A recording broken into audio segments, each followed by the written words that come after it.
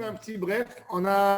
La Mishnah elle nous a détaillé, elle a dit qu'il y avait 3 moments où on nettoyait le misbéach de sa cendre. Kippour, c'était tôt le matin, très tôt. Pendant.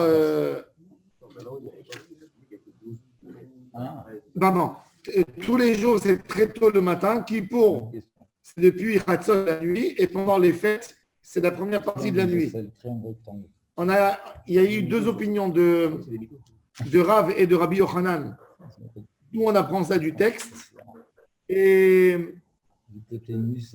ensuite, on a expliqué pourquoi Kippour, on le faisait plus tôt encore, pour ne pas laisser des tâches au Kohen Gadol, ne pas lui laisser des tâches pour travailler pour le enfant.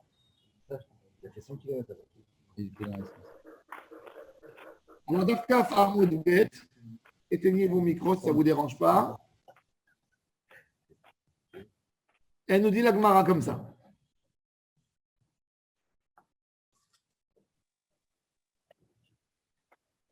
Beyom Kippourim Deika Khulsha de Kohen Gadol, Avdinan Mechatzot ou Beregalim, et pendant les fêtes des Nefishi, Israël, des Nefishi Korbanot, il y avait beaucoup de Korbanot.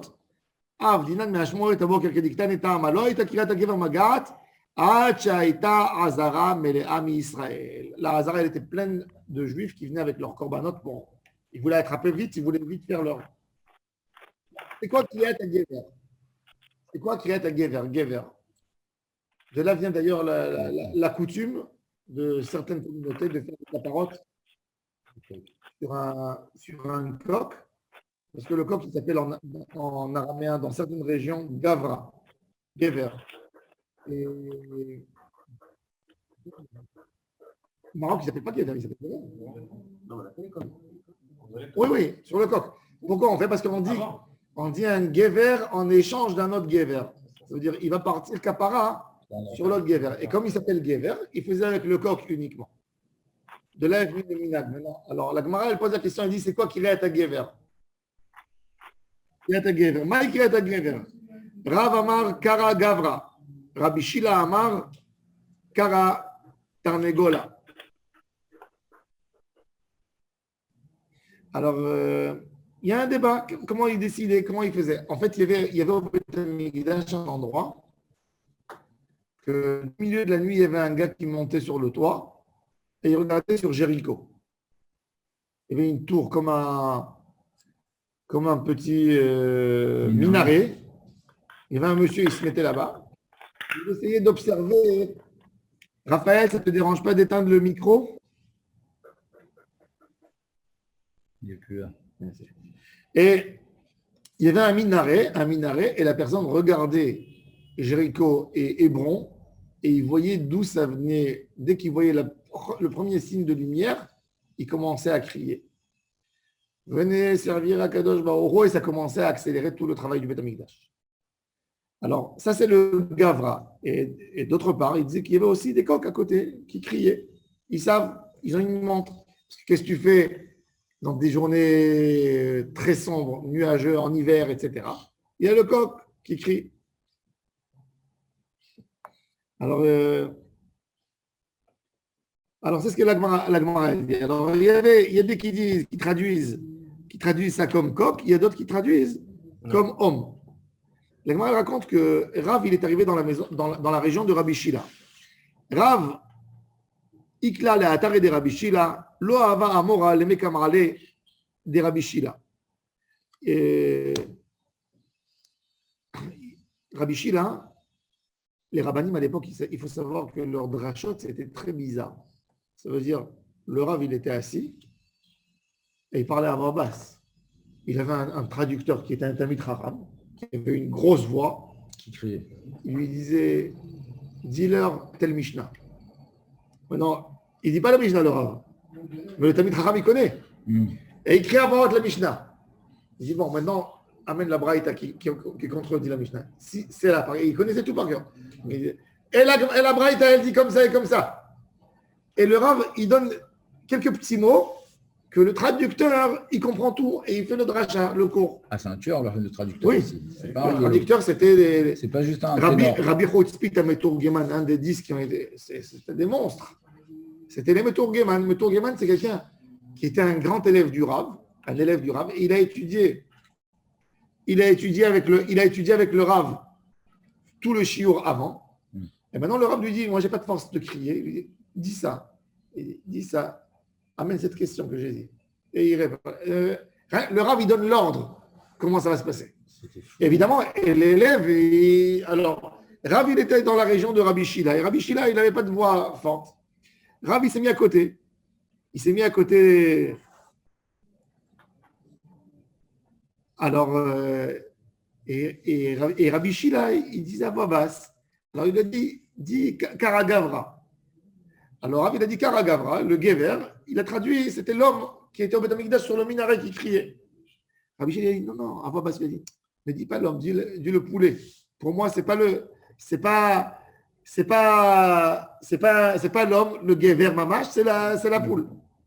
Alors, il dit Amar li Karat Arnegola. Alors, Rav, il lui a dit qu'il y avait un.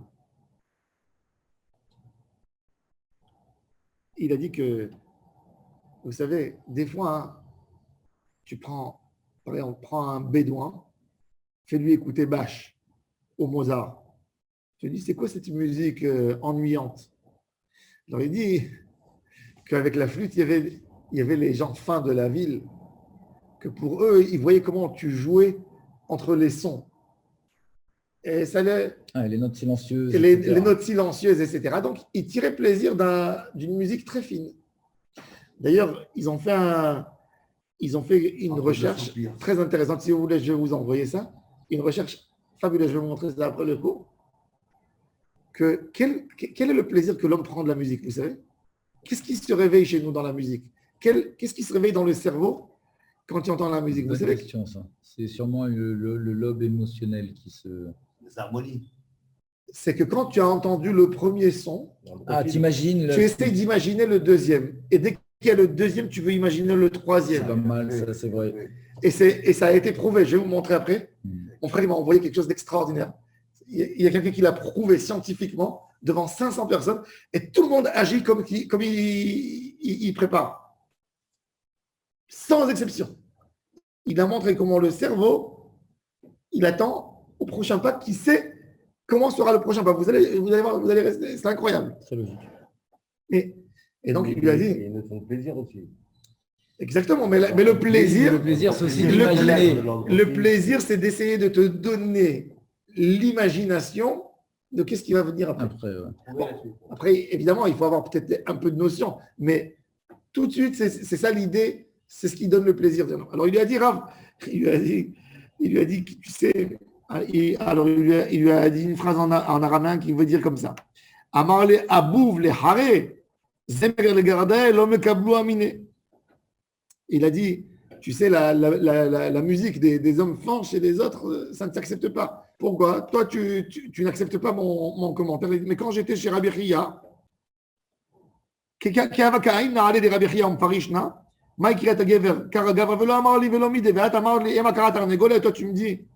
dis que c'est le poulet. Alors, c'est un poulet ou c'est un coq? Un coq. Maintenant, Rav, il est resté discret. Il n'a pas raconté qui il était. Mais dès que Rabbi Shila lui a dit, ah, tu étais chez Rabbi Chia, toi? Rabbi Chia était un homme.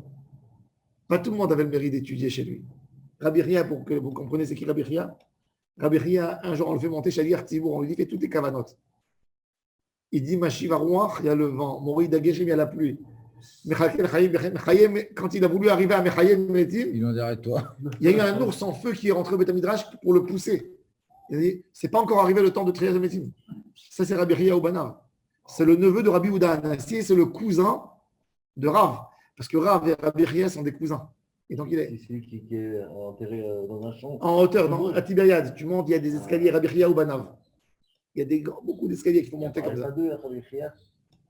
Il y a plusieurs, mais Rabbi Chia, le connu, le grand Rabbi Chia, c'est le cousin de Rabbeinu Akadosh. Alors il lui a dit, Il lui a dit, toi, c'est toi Rav, le fils le neveu de Rabbi Ria. Alors, il lui a dit, c'est une honte pour moi que toi, tu es que le traducteur. C'est plus grand que moi en Torah. Rav était discret. Il est venu dans la ville, les gens ne connaissaient pas. Il est rentré au Beth Midrash, il n'a pas donné son identité.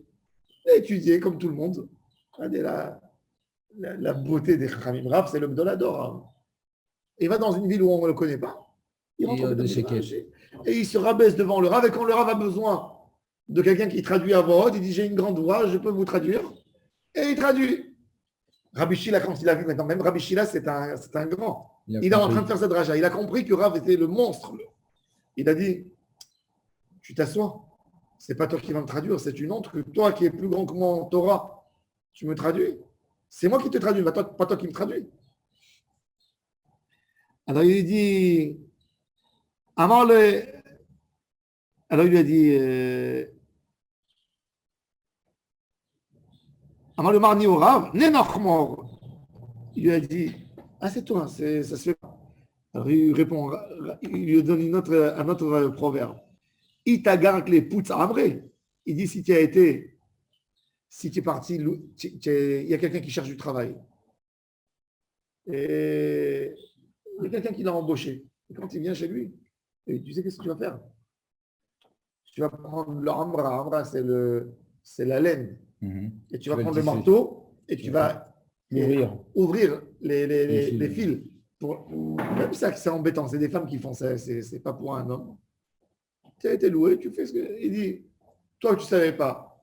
Moi, je suis venu maintenant, je me suis proposé. C'est pas une honte pour moi. Je fais ma tâche. Il y a tellement de moussard, c'est-à-dire, quelqu'un, il est embauché dans un travail.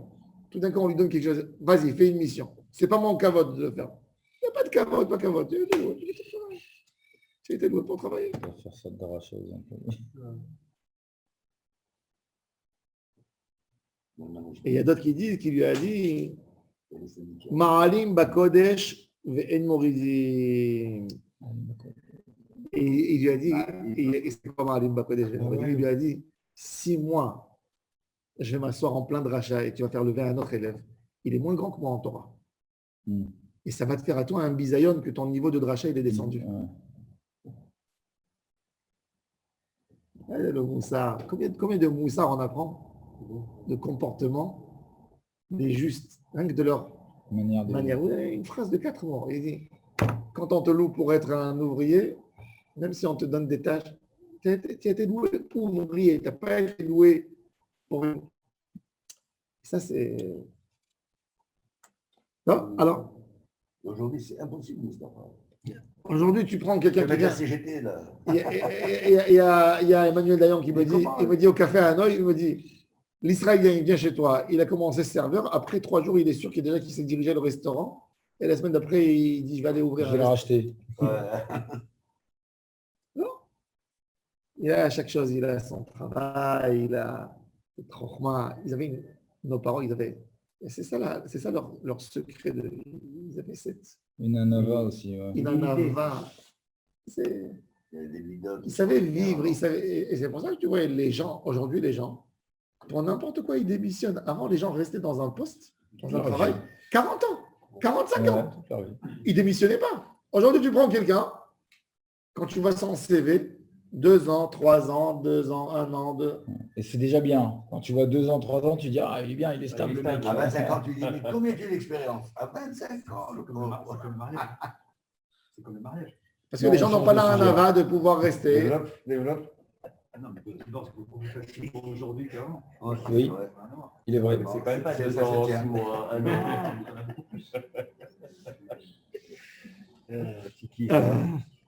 Alors, Tania qui est voté des Rav, Tania qui est voté des Rabbi Shila. Maintenant, on veut savoir c'est quoi dans la Mishnah Kara Gavra. Est-ce que Gavra c'est un homme ou c'est le coq? Tania qui voté des Rav, Tania qui voté des Rabbi Shila, Tania qui voté des Rav. Gviné. Karouzma ou Omer. Qu'est-ce qu'il dit la personne? Alors voilà, on voit que c'est un homme. Aïmdou Kohanim la avodatrem. Les Kohanim, réveillez-vous. Les Léviim, les Duchanchem, les Léviim, venez dans l'endroit sur l'estrade où vous chantez. Israël, les Mahamatrim Israël entraient dans la Hazara et sa voix, elle se faisait entendre sur un espace de 12 kilomètres. Aussi, Un vrai en Moazen. général, ouais. Moazen, c'est quoi en arabe Moazen? Moazen, c'est celui qui crie fort. En hébreu, c'est Moazen. C'est Moazin. Oui, mais en arabe, on dit Moazen. Tu ne dis pas Moazin. D'ailleurs, vous savez, chez les Juifs, dans les communautés des Juifs, comment ils savaient faire la prière honnête? Avec le Moazen qui montait sur le minaret, il criait. Ils savaient qu'il fallait se lever à la tfila du matin. Les Juifs, ils étaient avec les Arabes. Ils comptaient sur ça. Parce que même à midi, ils montent aussi pour crier. Ils faisaient sur ça. Alors il dit, Maaseh be'Agrippa samelech shaya baderech. Veshama kolo beshalosh parsaot. Uksheba lebeto shiger lo matanot. Bon, c'était pas tout le monde qui avait une grosse voix. Un jour, Agrippa, le roi, il est venu d'Arout le matin. Et il a entendu à 10 km la voix de ce monsieur qui a annoncé. Quand il est venu à la maison, il a été tellement impressionné de cette voix qu'il lui a envoyé des cadeaux. Ouais. Alors bon, la Gemara, elle dit, alors, ce Gaviné, ce monsieur Gaviné, il avait une voix très puissante. La Gemara, elle raconte, elle dit que même qu'il avait une voix très forte, le Kohen Gadol, quand il criait, il avait une voix encore plus forte. Ah ouais. Mais pourquoi il crée le Kohen Gadol? Regardez, on va voir. ואף על פי כן כהן גדול משובח ממנו דאמר עמו וכבר אמר אנא השם ונשמע קולו ביריחו. Le Kohen Gadol, bon, il avait une voix aussi, il avait une aide divine. Quand il faisait son vidouille Kippour, Am Israël de tout Jérusalem pleurait avec lui, avec le Kohen Gadol dans son vidouille. Et une fois, il raconte que jusqu'à Jéricho, ils ont entendu sa voix. Est-ce que c'est un miracle? C'est pas normal. Mais quand le Kohen Rav, il rentrait dans le 40 km, hein? Quand il rentrait au Kodesh à Kodashim et qu'il faisait son bidouille, etc., il avait la porte fermée derrière lui? Ou c'était non, il y avait la parochet. Ah, non, mais là-bas, c'est un petit vidouille, mais le vidouille qu'il fait sur son par, Anna Hashem Hatati Aviti Anna Bashem Kaperna Lahataim Lavonot לפשעים שחטאו. והכהנים והעם העומדים ברעדה, mais quand il faisait ce vidouille, tout le monde le faisait avec lui. Et quand il disait le Khataim, il faisait Khatanu, l'Avonot Avinu, Pacha, il faisait avec lui. 40 km. Pour qu'on puisse l'écouter, en fait. Alors le Gemara dit, et c'est intéressant. Et ça c'est quoi? C'est pendant Kippour que le Kohen Gadol il jeûne et il est resté réveillé toute la nuit et jusqu'à Jéricho on l'a entendu une fois. Il a battu. Alors Bevadaï qu'il est surentraîné. Qu'il a une voix extraordinaire. Ouais. Alors il dit il dit ici c'était le matin chez le Kohen Gadol et là-bas c'est la nuit. Et il dit pourquoi en journée on entend moins la voix d'un homme que la nuit? Il y a d'autres bruits, je pense. Et s'il n'y a pas d'autres bruits? Est-ce qu'il y a une différence entre la journée et la nuit pour entendre la voix? Alors la Gemara dit que oui, que dans la réalité du jour, la Gemara dit que dans la journée, il y a comme une scie invisible qui casse les rayons de voix. Et que les rayons de voix ne se propagent pas. Ah, c'est possible, tu sais quoi? Qu'en fait, les ondes de la voix, elles arrivent moins à cause des rayons du soleil, c'est possible? Alors, oui, il a fait. Pourquoi il a fait? Même les ondes radio font ça. Même les ondes radio font ça. Lorsqu'on veut envoyer des ondes radio en bateau, on les envoie la nuit parce qu'elles diffusent. C'est ça que la météo marine est toujours la nuit. Oh, capitaine Haddock. Bravo. Khazak. Il a fait, et c'est exactement ça ce que la Gemara a dit. La Gemara a dit que, mais regardez, ce qui est impressionnant, c'est que la Gemara le savait. C'est fou, ça. À l'époque, la Gemara le dit, ce livre il a été écrit il y a 1700 ans, il dit, c'est le soleil qui empêche la voix d'être diffusée.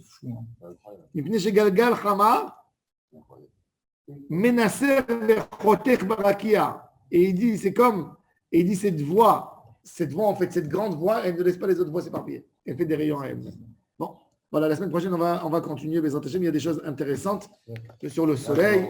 Et Mechila, que vous n'avez pas pu entendre le C'est chien. dommage pour vous parce que nous, on a kiffé. Hein. Ouais.